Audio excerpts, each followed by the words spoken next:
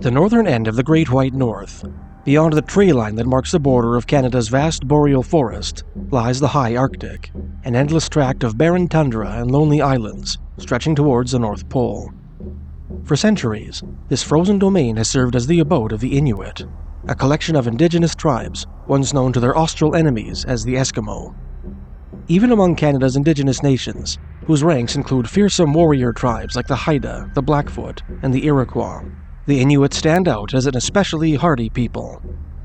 Once the terror of their southerly Cree and Dene foes, these scattered tribes conquered not only the bitter cold of the Arctic, but also made their living hunting some of the most formidable monsters on the North American continent. From the flimsy cover of sealskin umiaks, Inuit hunters armed with bone-shod harpoons would regularly test themselves against walruses and bowhead whales. On land, hunters traveling by dog sled or snowshoe would goad 1,000-pound polar bears into impaling themselves on their spears. With such formidable obstacles part and parcel of their daily lives, the Inuit had little need to invent tales of fabulous monsters with which to entertain themselves during the long dark of the Arctic winter, a reality which renders some of their traditional stories all the more disturbing. Alongside tales of shape-shifting elves, colossal wolves, and enormous aquatic spiders, Inuit folklore is replete with stories of giant men and women with whom they shared the tundra in ancient times. A colorful collection of Inuit giant tales appears in Neil Christopher's 2014 book, The Hidden, a compendium of Arctic giants, dwarves, gnomes, trolls, fairies, and other strange beings from Inuit oral history, beautifully illustrated by Mike Austin. Christopher divided the Inuit giant stories he unearthed into tales of what he called great giants, lesser giants, and ogresses and child snatchers. According to his informants, the greater giants, or Inugpasugssuk, were colossal men and women large enough to stride fjords and even wade into the sea and catch whales with their hands. These tremendous people were said to have been scarce even in the ancient past, usually roaming the tundra alone and battling any member of their kind that they came across. An informant from Cumberland Sound, on the eastern shores of Baffin Island, told Christopher about a solitary female giant named Inugpasugssuk, who spent her days perched on the shore, peering into the ocean in search of a whale to catch. The Inuit of Greenland spoke of a race of giants called Kaiarisat, who had power over the wind and waves. Legend has it that these creatures could be found deep in the Arctic Ocean, paddling in enormous kayaks. Sadly, Christopher wrote, there has not been a sighting of these giant beings for almost a century, largely on account of their having dueled each other to extinction. The folklorist concluded his chapter on the great giants with a recitation of the traditional belief that the last vestiges of that colossal race lie deep in slumber, their bodies reposing beneath the hills and mountains of the Arctic archipelago. Of all the great giants of Inuit folklore, perhaps the most storied is Inugpasugssuk, a man so tall that his head reached the clouds, who could wade into the sea and catch whales by hand. According to one of Christopher's informants from Nunavut's Kuvaluk region, bordering Hudson's Bay, Inugpasugssuk once kidnapped a kayaker and roamed the country with him. While dueling another giant to the death, Inugpasugssuk was assisted by his human captive, who sliced a tendon in his opponent's leg. According to an Itsilik Inuit informant from Nunavut's Kitikmeot region, which encompasses the southern shores of Victoria Island and the northern shores of the adjacent mainland, the giant's captive meted out the same treatment to the wife of the vanquished foe when she came to avenge her fallen husband. Tales of this same legendary character appear in American folklorist Howard Norman's 1990 book, Northern Peoples, Traditional Stories of Eskimo and Indian People. According to one of Norman's Netselik informants, Inugpasugssuk, as the informant called him, used to stand astride what he called the Katingajate, a fjord which emptied into the Arctic Ocean on Nunavut's northern mainland, and catch salmon with his hands. The folklorist described how the huge man was sometimes said to swim out in the ocean in quest of seals, inadvertently sending huge waves crashing onto the shore. The Inuit attributed the fossils of ancient marine life they found inland to the remains of deep-sea creatures cast ashore by the giant's splashing. He was always very careful with humans, and always afraid of doing them harm, Norman wrote, and therefore he used to move those that lived on the low flat shores up into the higher lands in the bay. Inugpasugssuk was very fond of humans, and often camped close to where they were. He once fell in love with an Inuk woman, and exchanged wives with her husband, As might be expected, the spousal swap, an Inuit tradition once practiced by close friends, proved fatal for the Inuit woman and her human husband, both of whom perished in gruesome conjugal accidents. As Norman put it, the arrangement turned out so badly that Inugpasugssuk never tried it again. Out of remorse for these inadvertent deaths, Inugpasugssuk adopted an orphaned human boy and raised him like a giant. As a result of his extraordinary upbringing, the boy grew into a man much larger than the average Inuit. Together, the giant father and his adopted son experienced many hardships and adventures, including their slaying of a colossal nocturnal bear. One day, the boy decided to pay a visit to his old village, which he managed to find through the aid of a navigational wand the giant had gifted him. Finding himself too tall to enter the houses of his kinsmen, however, the boy returned to his giant father and was never heard of again. Another giant story which Norman included in his book tells of a short, strong Inuit hunter who dwelled at Point Hope, a village on the Chukchi Sea on the northwestern coast of Alaska. Having heard that giants could be found to the east, the man traveled up the coast and found an enormous man spearing beluga whales from an iceberg. The traveler introduced himself to the giant, who cordially brought him home with him, treating him to a feast of roasted whale. The next day, the giant beseeched the man's assistance with the murder of 2 giant women who lived nearby, whom he claimed were constantly trying to kill him. On the giant's instructions, the Inuit single-handedly drew the 2 women outside and slew them by striking them on the heels with a copper adze. When the giant thanked the Inuit for his assistance, the short man killed him in the same manner. While stories of the greater giants are the most popular of the Inuit giant tales, Neil Christopher wrote that stories of encounters with the Inugpasugssuk, or lesser giants, are far more numerous. The folklorist informants described these beings as huge, powerful men, several times the size of the average Inuit, who sometimes preyed on humans. Perhaps the most famous of the lesser giants of Inuit folklore are the Tunnit, also called Tunnit, Tornit, Tunajak, and Tunnik, an ancient race of huge, strong, dim-witted men. Although these Stone Age people are said to have once lived alongside the Inuit, the 2 races eventually fell into conflict, leading to the destruction of the former. American anthropologist Ernest William Hawks expounded upon the legend of the Tunnit, as his informants called them, in his 1916 book The Labrador Eskimo. According to the Inuit from the Labrador Peninsula, the Tunnit were a gigantic race, formerly inhabiting the northeastern coast of Labrador, Hudson Strait, and southern Baffin Island. Ruins of old stone houses and graves, which are ascribed to them by the present Eskimo, are found throughout the entire region, penetrating only slightly, however, into Ungava Bay. Briefly, we may say that there is evidence, archaeological as well as traditional, that the Tunnit formerly inhabited both sides of Hudson Strait. The oldest Eskimo of northern Labrador still point out these ruins, and relate traditions of their having lived together until the Tunnit were finally exterminated or driven out by the present Eskimo. By all accounts, the Tunnit were enormous men who possessed immense physical strength, attributes invariably qualified by their stated ability to haul 1,000-pound walruses on their backs. As Hawks put it, they were so strong that one of them could hold a walrus as easily as an Eskimo a seal. In his 1975 book, Tales and Traditions of the Eskimo, Danish geologist Dr. Heinrich Rink described the Tornit, as his Greenlandic informants called them, as twice the size of men, or even more. Nearly all accounts of these ancient people credit them with the ability to lift the huge boulders with which they built their stone and whalebone longhouses, structures that can still be found throughout the remote Arctic. The Tunnit built their houses of heavy rocks, which no Eskimo could lift, Hawks wrote. They used rocks for walls, and whale ribs and shoulder blades for the roof. At the entrance of the house, 2 whale jawbones were placed. Ruins of these houses can still be seen, overgrown with grass, with the roof fallen in. Hawks went on to describe the primitive lifestyle of the Tunnit, a mode of living by which the giants compensated for their lack of intelligence with animal cunning and brute strength. Although they did not make boats, they sometimes stole umiaks from the Inuit. They did not use the bow and arrow, hunting exclusively with enormous flint-tipped lances and harpoons crudely shod with bone or ivory. They killed caribou by erecting man-shaped stone cairns, hiding behind them, and lancing the deer as they passed through. According to Dr. Rink's informants, they also go hunting at sea. but only in foggy weather and without kayaks, sitting on the surface of the water. The Tunnit were said to have practiced several customs which disgusted the Inuit. Hawk's informants told him that these Stone Age people did not dress their furs by scraping and drying, instead allowing sea worms to clean the flesh from their sealskins, and wearing untanned deerskins in the winter.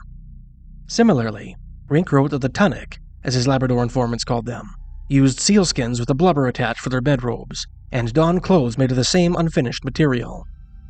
American author Catherine Sherman included a nearly identical detail in her 1956 book, Spring on an Arctic Island, identifying Tunajak clothing and bedding as raw caribou skin, which they dried out with the warmth of their bodies.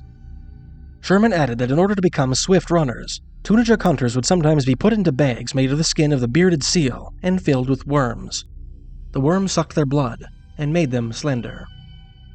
The Tunnit's culinary proclivities were equally revolting. As Sherman put it, they liked to eat rotten meat, and the women would tuck the meat into their clothing to be made fetid by the warmth of their bodies.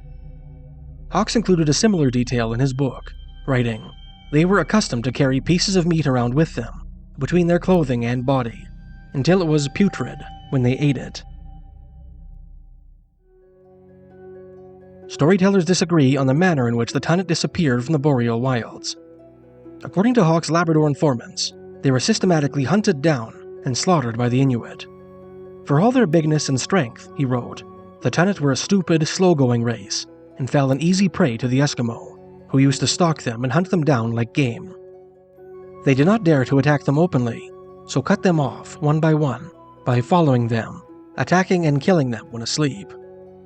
Their favorite method was to bore holes in the foreheads of the Tunnit with an awl. Conversely, Sherman's informants from Pond Inlet, at the northern end of Baffin Island, claimed the Tunajuk fought amongst themselves until they killed each other off. According to the Greenlandic Inuit, the last of the Tunajuk retreated to the mountainous interiors of the Arctic Islands, where their timid descendants still abide today. In his book, Hawks included a pair of Inuit stories illustrating how the last of the Tunnit, scattered by Inuit predations, were put to death. In one story, a big, overgrown giant, the last of the Tunnit left on the Labrador coast, routinely pillaged seal meat from an Inuit camp, located near what would become Hebron, a mission of the Moravian Church. They were all afraid of him on account of his size and strength, Hawks wrote to the villagers, and did not dare resist him. One day, the giant asked to accompany the Inuit on one of their seal hunts. The hunters acquiesced, hoping to use the opportunity to put an end to their freeloading neighbor. On the hunting trip, the Inuit immobilized the giant through deception, either tying him to a tree or binding him inside an igloo on the pretext of adhering to an old hunting custom. When he was safely incapacitated, the Inuit attacked him while he slept. Despite his handicap, the giant managed to free himself from his restraints and kill several of his assailants before succumbing to his wounds.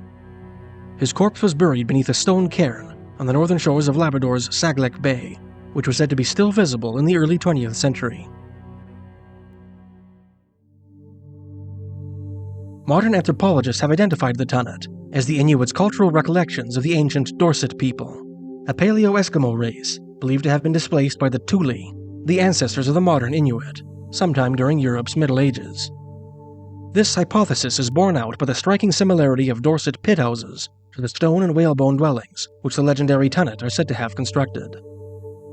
In her book, Catherine Sherman described a Dorset ruin that she and a small party of scientists visited in 1955 on Bylot Island, a polar isle off the northern coast of Baffin Island. On the gentle far slope of the valley, she wrote, we could discern vaguely through the fog mounds of earth in circular form. The deserted village, probably many hundreds of years old, was dim and eerie in the low-lying mist. These were the homes, perhaps, of a race which no longer inhabited the earth. We had entered a primitive, unknown, ghostly world, a country of myth. The Arctic ruins contained the remains of ancient pit houses. The circular foundations of these primitive dwellings were composed of enormous stones, half buried in the permafrost, the inner walls of which were strewn with the bones of the bowhead whale. We did not see how they could have dug so deep in the frozen earth with their simple implements of stone and ivory, Sherman wrote, or how they had managed to transport the enormous stones of the walls, even with dogs and sleds. Adjacent to these mysterious foundations was a partly collapsed stone cairn, inside which reposed a scattering of human bones. One of Sherman's companions, a physician and mountaineer named Dr. Ben Ferris, reached into the tomb and withdrew a pelvis bone, which he deduced had apparently belonged to a large woman, much larger than an Eskimo. Father's Day is coming up. Get your dad a Papa Squatch shirt, available only at mysteriesofcanada.com. Link in description.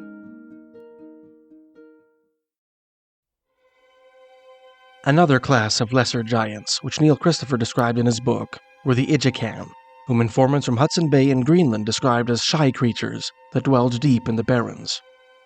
It was believed that these elusive beings communicated with each other across long distances by whistling. They were said to steal caribou killed by Inuit hunters, and were sometimes blamed when caribou hunters failed to return from their tundra excursions. Other traditions describe lone wild men encountered by hunters and fishermen in the boreal wilderness. For example, the Copper Inuit of what is now northeastern Nunavut have an old tale about an enormous man who was once seen wading in the ocean between what is now Liston Island and the mainland. In order to display his power to the human passersby, the creature picked up 3 large boulders and began to juggle them. In response, an Inuit shaman, through the aid of his guardian spirit, transformed the creature into a stone hoodoo, whose juggling stones came to rest atop his head.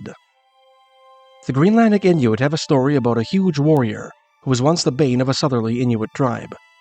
This boreal Goliath was eventually defeated by the son of one of his victims, who lured him into a muskeg too soft to accommodate his weight, and dealt a fatal blow to his heel. The Labrador Inuit told a similar story about a creature called Pseujuwitak, who killed and ate human beings after driving them into a stone corral. Another man-eating wild man, named Inugpasugssuk, was said to live on the Bering Strait, on the west coast of Alaska, before eventually dying of starvation. And the Inuit of Baffin Island's Cumberland Sound told of a benevolent wild man called Kuluwitak, who lived peacefully with their ancestors. In his 1875 book, Dr. Heinrich Rink used the term inlander to denote various wild men of Inuit folklore who dwelled far from the coast, either in the mountainous interiors of the Arctic islands or in the mainland tundra. Rink identified some of these inlanders as fanciful characterizations of real peoples. For example, he proposed that the Isserkat, whom Inuit legend describes as a people with twinkling, slanted eyes that blinked horizontally, constitute a cultural memory of the Gwich'in, or Lushu, a Dene people from the northern Northwest Territories, Yukon, and Alaska, whom the Inuit once regarded as deadly enemies. Another variety of inlander are the Kavdlanate, or Norse Vikings, who established settlements on Greenland and Atlantic Canada in the early and high Middle Ages. Bizarrely, despite that the Norse were undeniably more alien in appearance and behavior to the Inuit than the neighboring Gwich'in, the Kavdlanate of Inuit legend are devoid of preternatural embellishments. Other legendary inlanders possess distinctly inhuman qualities. One of these was the Ogresses, which Rink described as a fabulous, giant-like inlander. Another was the Iggaraklit, creatures who wander about with a pot on their shoulders, cooking meat in it at the same time. A third variety are the Erkiglit, wild men with the upper bodies of men and the lower bodies of dogs, which also appear in the traditions of the Gwich'in and the Hare or Satu Dene. In one of the stories which Rink related, a giant inlander kidnapped a young woman who had traveled up a mountain river to fish for salmon, carrying her over the hills to his highland lair. There, in an eerie evocation of fairy stories from Newfoundland and tales of the Couche de Ca from Canada's northwest coast, the captive was approached by a skeletal figure who encouraged her to flee. "I was once like thee," he told her. "I was stolen and brought to this place, and because I would not leave off crying, they took away my boots and gave me others filled with reptiles, spiders, and vermin. They fastened them on my legs, and when they were taken off, the flesh was all gone." Heeding the skeleton's advice, the girl escaped the inlander's lair at the earliest opportunity and made it safely back to her village. Terrified that the inlanders would come looking for their escapee, the girl's entire band left the mainland and relocated to a northerly island. Another of Rink's stories features an Inuit hunter who spent his winters sealing on the coast and his summers hunting caribou in the highlands, taking his family with him wherever he went. One summer, when he was in the highlands hunting caribou, his wife went out into the tundra to pick berries, laying her infant son down in the soft muskeg. But she had hardly turned away, Rink wrote, before she heard him crying out. Although she instantly turned back, she did not find him in his place, but only heard his lamentations a long way off from where she was standing. The woman knew instantly that the inlander had stolen her baby. In another version of the story, this inlander was identified as an Siniyuk, which Rink described as a fabulous monster which lived upon one of the mountain tops emerging from the inland ice. The wife broke the tragic news to her husband upon his return from the daily hunt. Knowing it would be impossible to find his son without preternatural assistance, the father immediately set out to consult his cousin, who was a powerful Angakok, or shaman. Through the aid of his guardian spirit, the medicine man ascertained the boy's location and agreed to lead the father there. The Angakok guided the father to an inlander dwelling deep in the highlands and promptly departed, telling him that he would need to rescue his child alone. The father appeared inside the hut and found his son in the clutches of a monstrous hag. The old woman was arguing with another crone over which of them had greater claim to the infant, each snatching the baby from the other. Before he could accost the kidnappers, the father was approached by a giant inlander who volunteered to assist him, telling him that he had once been a coastal Inuit like himself. With the giant's help, the father rescued the child and fled with him to the coast, slaying one of his monstrous pursuers with a harpoon on his way out of the country. As in the previous story, the father's kinsmen, fearing retribution, relocated to a nearby island. Despite having physically distanced themselves from the inlanders, the family was not yet free of their pernicious influence. Ever since his rescue, the son had suffered from a mysterious malady whose condition baffled the village Angakok. The child was taken to another medicine man, who declared that the boy's spirit still lingered in the lair of the inlanders. The shaman immediately sent his own spirit out across the water and overland to the highlands, where he retrieved the child's spirit and restored it to his body, effectively healing the boy. Another class of enormous wild man, into which Neil Christopher divided the legendary giants of the Arctic, constitute what he called Ogresses and child snatchers. These creatures are distinct from the greater and lesser giants by dint of their inhuman nature, and often preternatural attributes. One of the ogresses of Inuit lore is the Amautalik, apparently an Arctic variant of the basket ogress, common to native traditions across British Columbia. This monstrous female is said to dwell inland, away from the Arctic coasts, and to prowl beneath the northern lights with a walrus-skin baby sling, lined with rotten seaweed and filled with biting insects. Unlike her slow, dim-witted southern counterpart, the basket ogress of the north is quick and stealthy. Although capable of overpowering adults, this odious entity prefers to prey on children, whom she stuffs in her noxious sack and carries off to her lair to devour. The Netsilik Inuit have their own version of the basket ogress, whom they call the Inugpasugssuk, whose basket is made from bones, antlers, and driftwood, also stuffed with rancid seaweed and large insects.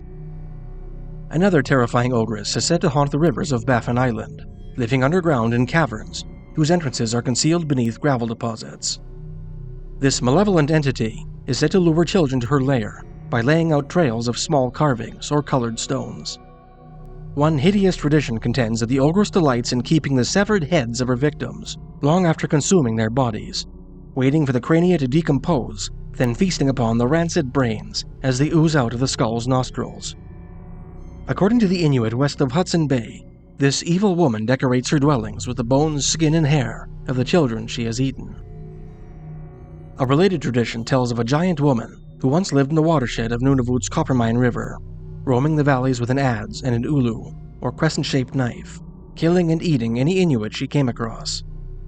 Similar stories from northeastern Nunavut and Greenland tell of an ogress who prowls the inland tundra with a cooking pot, in which she boils the dismembered remains of any luckless traveler who falls into her clutches. The giants of old seem to have vanished from the northern landscape. No longer do immense kayakers ply the ice-choked waters of the Arctic Ocean, nor colossal fishermen spear whales on the frozen coast, like mortal men once did salmon. As cryptozoologist Lauren Coleman and Patrick Weig put it in their 1999 book, The Field Guide to Bigfoot, Yeti, and Other Mystery Primates Worldwide, if there ever were giants on this earth, they existed long, long ago, or so goes the prevailing opinion on the subject. Nevertheless, the tantalizing legend of the Tunnit, who still dwell in the remote mountains of the boreal interior, and the tale of the age-old titans who slumber beneath the ice and the permafrost, impart the stirring prospect that the wonders of mythic memory have not entirely forsaken the land of the midnight sun, where ancient ruins and monstrous bones furnish tangible links between the giants of legend and the historical past.